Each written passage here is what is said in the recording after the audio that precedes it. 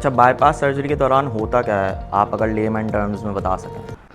Bypass surgery के दौरान हम ऑपरेशन थिएटर में पेशेंट को ले जाते हैं तो सबसे पहले एनेस्थीसिया देते हैं ताकि बेहोश हो जाए, उसे कुछ महसूस ना हो, सुनाई ना दे। बड़ा प्रोसीजर है। तो उसमें पेन रिलीफ का बहुत ख्याल रखना होता है।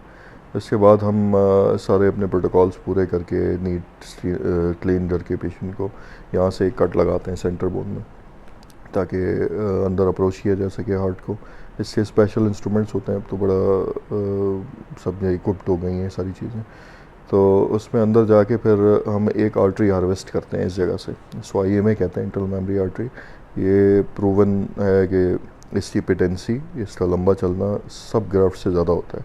तो हमारी कोशिश होती है कि ये आर्टरी ज़रूर हर बाईपास में एक ही होती है, यहाँ लगाई जाए। तो ये समझें कि ये आर्टरी हार्वेस्ट करते हैं, उसके बाद बाईपास की मशीन पे डाला जाता है ताकि हार्ट को अरेस्ट किया जा सके। अरेस्ट करने के बाद जो है वो हार्ट को सारी सर्कुलेशन चलती है बाईपास की मशीन के थ्रू।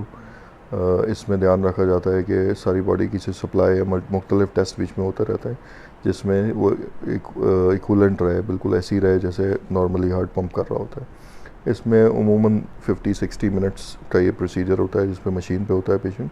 और उस दौरान अरेस्टेड हार्ट पे हम, जैसे मैंने आपको पहले बताया कि हम बाईपास बनाते हैं, यहाँ से वेन से भी पैर से भी एक वेन लेते हैं।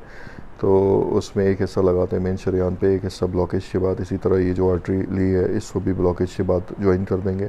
इसका दूसरा हिस्सा लगाने की ज़रूरत नहीं पड़ती क्योंकि ऑलरेडी यहाँ से अटैच्ड होती है। तो इस सब के बाद जो है वो बाईपास की मशीन से उतारा जाता है, सारी चीज़ें चेक की जाती हैं दोबारा से। फिर एक TEE टेस्ट होता है जो ट्रांसएसोफेगल एको कहलाता है।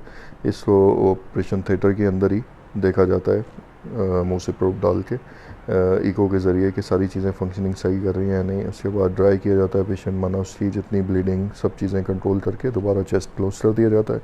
चेस्ट क्लोज करने के बाद ICU में शिफ्ट किया जाता है और कुछ घंटों बाद वेंटिलेटर से हटा दिया जाता है। अच्छा, जो आप लोग ये हड्डी यहाँ से काटते हैं तो उसके लिए आप लोगों को ऑर्थोपेडिक सर्जन की ज़रूरत होती है, ये सारा काम भी आप लोग ही कर रहे होते हैं? ये हम लोग ही करते हैं, पार्ट ऑफ हमारी ट्रेनिंग का पार्ट होता है। इसमें ये जो हड्डी है इसके लिए स्पेशल सॉ होती है, एक्सटर्नल सॉ, उससे काटी जाती है और दोबारा स्टील वायर से हम ज्वाइन करते हैं इसको। तो जैसे एक आम हड्डी जुड़ने में 6 से 8 हफ्ते लेती है, इसको भी 6 से 8 हफ्ते लगते हैं पूरी तरह से यूनाइट होने में।